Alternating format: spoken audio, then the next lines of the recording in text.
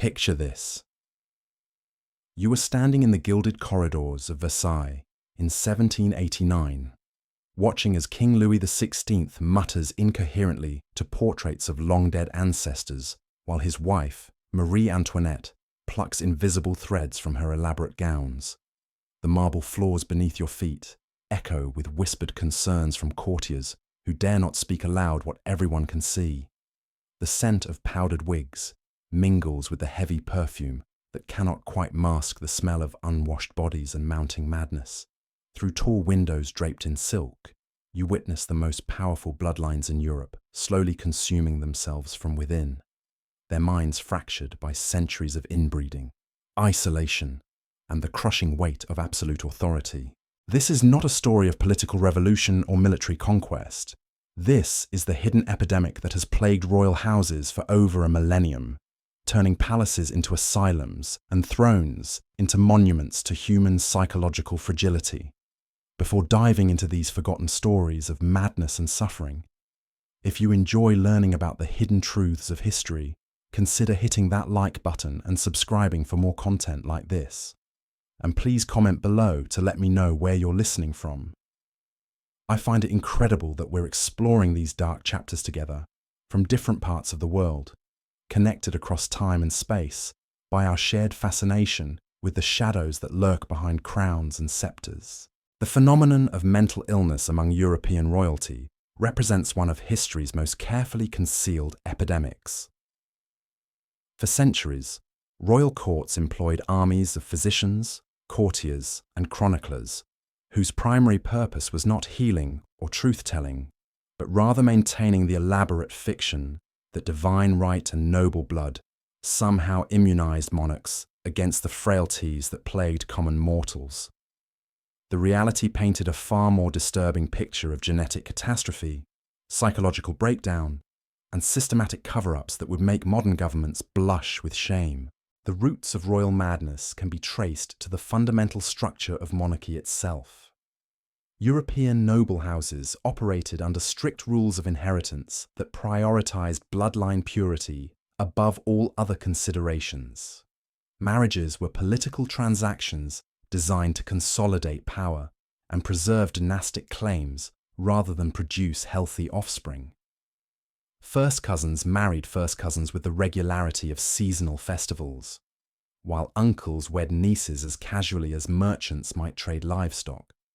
The genetic consequences of these practices created a perfect storm of inherited mental disorders that would manifest across generations like a curse passed down through contaminated bloodlines. The House of Habsburg provides perhaps the most documented example of how royal inbreeding produced catastrophic mental health consequences. Charles II of Spain, who ruled from 1665 to 1700, represented the culmination of 2 centuries of genetic concentration that had reduced the Spanish royal bloodline to a grotesque parody of human nobility. Court physicians recorded his symptoms with clinical precision while maintaining public silence about their implications. Charles suffered from severe depression, uncontrollable rage episodes, and periods of catatonic withdrawal, during which he would stare at walls for hours without acknowledging the presence of anyone around him. The king's daily routine, as documented in secret palace records, revealed the extent of his psychological deterioration. He would wake screaming from nightmares about dead relatives who he claimed visited him regularly to discuss state affairs. Palace servants reported finding him in his private chambers, conducting elaborate conversations with empty chairs, apparently convinced that deceased Habsburg monarchs were providing him with political advice. His meals required constant supervision because he would often refuse to eat, claiming that the food was poisoned by enemies who could read his thoughts. Charles II's case was not exceptional, but rather representative of a broader pattern that affected royal houses across the continent. The phenomenon manifested differently in different bloodlines, but the underlying mechanisms remained consistent. Centuries of genetic isolation had concentrated not only physical deformities, but also predispositions to various forms of mental illness that would emerge under the unique pressures of absolute power. the English royal family experienced their own devastating encounters with inherited madness. King George III, who reigned during the American Revolution, suffered from episodes of violent insanity that transformed him from an absolute monarch into a raving prisoner within his own palaces. His condition, now believed to have been porphyria combined with bipolar disorder, manifested in ways that terrorized even his closest advisors. During acute phases, the king would speak continuously for hours without pause, delivering rambling monologues that jumped between state policy, biblical prophecy, and sexual fantasies involving members of his court. Palace records, from George III's reign, reveal the extraordinary measures taken to conceal his condition from both Parliament and the public. A team of physicians developed elaborate protocols for managing the king during his worst episodes, including restraint systems disguised as royal furniture and medications administered through food and drink without his knowledge. The famous straitjacket, designed specifically for the monarch, was upholstered in purple silk and decorated with golden threads to maintain the appearance of regal dignity, even during moments of complete psychological collapse. The king's madness created unprecedented constitutional crises that forced the British government to develop new mechanisms for managing royal incapacity. The Regency Acts represented legislative attempts to address what courtiers privately acknowledged as an inherited curse that could potentially affect any future monarch. The psychological impact on George III's children was devastating, with several displaying symptoms that suggested the family's mental health problems extended far beyond a single generation. The Russian Romanov dynasty faced their own unique psychological challenges that combined inherited mental instability with the particular pressures of ruling the world's largest empire. Tsar Ivan IV, known as Ivan the Terrible, exhibited patterns of behavior that modern psychiatrists would likely classify as severe personality disorders, complicated by possible schizophrenia. His reign from 1547 to 1584 was marked by periods of brilliant political maneuvering alternating with episodes of homicidal rage that claimed the lives of thousands of his own subjects. Ivan's psychological deterioration accelerated throughout his reign, manifesting in increasingly bizarre behaviors that shocked even a court accustomed to imperial excess. He would spend days in complete isolation, emerging only to deliver lengthy speeches to assembled courtiers about conspiracies involving boyars, foreign princes, and supernatural forces that he believed were plotting his destruction. Palace guards reported finding the Tsar in his private chambers, covered in his own blood from self-inflicted wounds, claiming that physical pain was necessary to cleanse his mind of demonic influences. The Tsar's treatment of his own family revealed the depth of his psychological disturbance. He killed his eldest son and heir in a fit of rage, striking him with an iron rod during an argument about military strategy. The incident was witnessed by several courtiers who later described Ivan's immediate transformation from violent fury to inconsolable grief, suggesting rapid mood swings consistent with severe bipolar disorder or other mood-related conditions. The French royal house experienced their own encounters with hereditary madness that would ultimately contribute to the collapse of the monarchy itself. Charles VI, who ruled from 1380 to 1422, suffered from what contemporary physicians called intermittent madness that would incapacitate him for months at a time. During these episodes, the king would refuse to recognize his own wife and children, claiming that he was made of glass and would shatter if touched by human hands. The French court developed elaborate rituals designed to accommodate the king's delusions while maintaining the fiction of effective royal authority.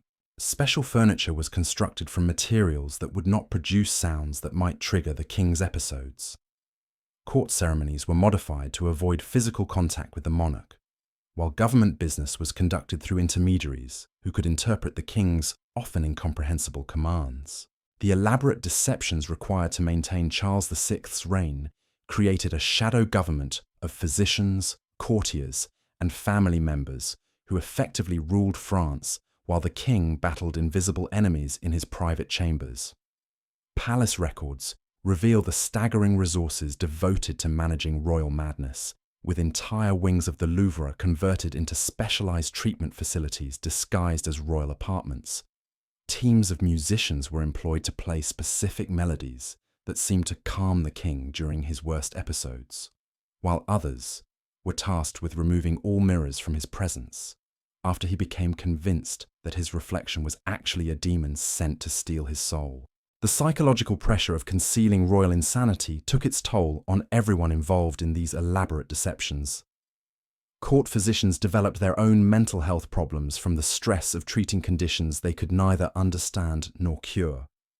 Many suffered from what we might now recognize as secondary trauma, experiencing nightmares and anxiety attacks triggered by their daily exposure to royal madness. Some requested transfers to distant provinces, claiming that service at court had become unbearable, while others turned to alcohol and drugs to cope with the psychological demands of their positions. The phenomenon extended beyond individual monarchs to affect entire royal households.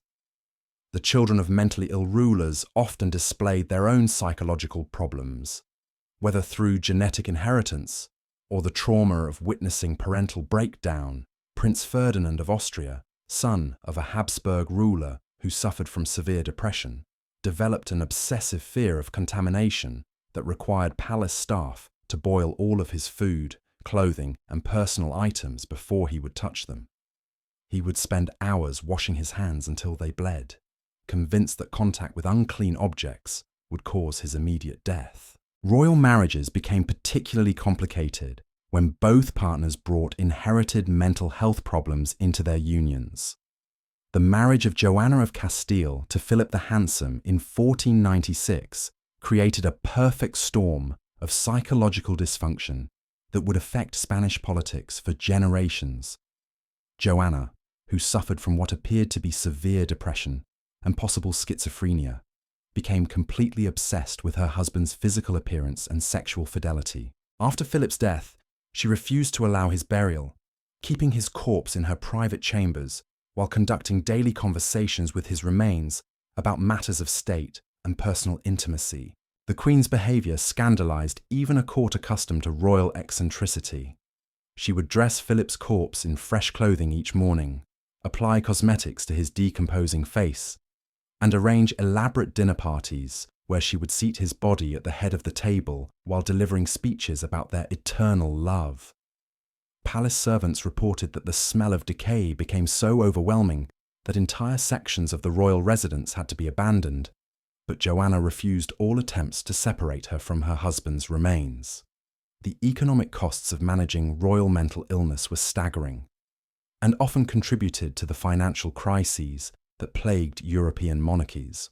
The court of King Ludwig II of Bavaria spent enormous sums constructing elaborate fantasy castles designed to accommodate the king's psychological needs rather than serve any practical political purpose. Neuschwanstein Castle, now famous as the inspiration for Disney's fairy tale castles, was actually built as a therapeutic environment for a monarch whose grip on reality had become increasingly tenuous. Ludwig's mental health deteriorated throughout his reign, manifesting in grandiose delusions about his own importance and an obsessive fascination with medieval legends and operas. He would spend entire nights wandering through his castles in elaborate costumes, reenacting scenes from Wagner's operas while palace staff were required to play along with his fantasies. The king's behaviour became so erratic that his own ministers eventually declared him insane and removed him from power, though he died under mysterious circumstances before any formal psychiatric evaluation could be completed. The medical understanding of royal mental illness during these periods was primitive at best and often actively harmful. Court physicians relied on treatments that reflected medieval superstitions rather than scientific knowledge. Bloodletting was commonly prescribed for royal madness, based on the theory that mental illness resulted from an excess of corrupted blood that needed to be drained from the body. Kings and queens would be subjected to regular bloodletting sessions that left them weakened and anemic, often exacerbating their psychological problems rather than providing relief. Other treatments were even more bizarre and dangerous. Royal patients might be forced to consume potions made from ground pearls, believing that the purity of these gems would cleanse their minds of evil influences. Some were subjected to elaborate exorcism rituals that combined Christian prayers with folk magic, as physicians struggled to distinguish between mental illness and demonic possession. The famous royal touch ceremony, where monarchs were believed capable of healing others through physical contact, was sometimes reversed, with courtiers attempting to cure royal madness by having the afflicted ruler touch religious relics or sacred objects.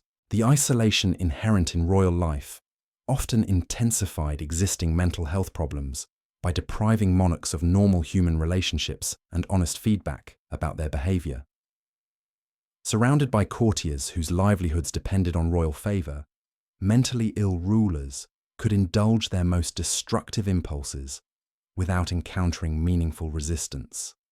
This created feedback loops where psychological problems became progressively worse, as reality testing became impossible within the artificial environment of absolute monarchy. As we step back from those gilded corridors where madness wore crowns and insanity held scepters, we glimpse a truth that centuries of royal propaganda tried desperately to conceal. The divine right of kings was nothing more than an elaborate fiction designed to disguise a biological catastrophe that consumed Europe's most powerful bloodlines from within. Behind every magnificent palace and beneath every glittering crown lay the wreckage of human minds destroyed by genetic isolation, inherited trauma, and the crushing weight of absolute power. The Habsburg jaw, the Romanov haemophilia, the Bourbon madness. These were not mere footnotes in history, but symptoms of a systematic failure that transformed royal houses into psychiatric wards decorated with silk and gold. The same inbreeding practices that were supposed to preserve noble bloodlines instead concentrated mental illness with the efficiency of a perfectly designed plague. Each generation inherited not only crowns and kingdoms, but also the accumulated psychological damage of their ancestors, creating dynasties that ruled empires while battling demons that existed only in their fractured minds. The elaborate cover-ups, the armies of physicians sworn to secrecy, the constitutional crises triggered by royal incapacity, all reveal how deeply European civilization depended on maintaining the fiction of royal sanity. When kings spoke to empty chairs and queens made love to corpses, when emperors carved their own flesh and princesses refused to eat for fear of poison, the very foundations of monarchy began to crumble beneath the weight of inherited madness. These forgotten stories remind us that power without accountability, isolation without human connection, and privilege without responsibility create perfect conditions for psychological destruction. The palaces that once housed the most powerful people in Europe became monuments to human fragility, proving that neither wealth nor noble birth can protect the mind from the consequences of genetic catastrophe and absolute authority. In the end, the hidden epidemic of royal madness reveals a truth more devastating than any revolution, that the bloodlines meant to rule by divine right were slowly destroying themselves from within, one generation at a time.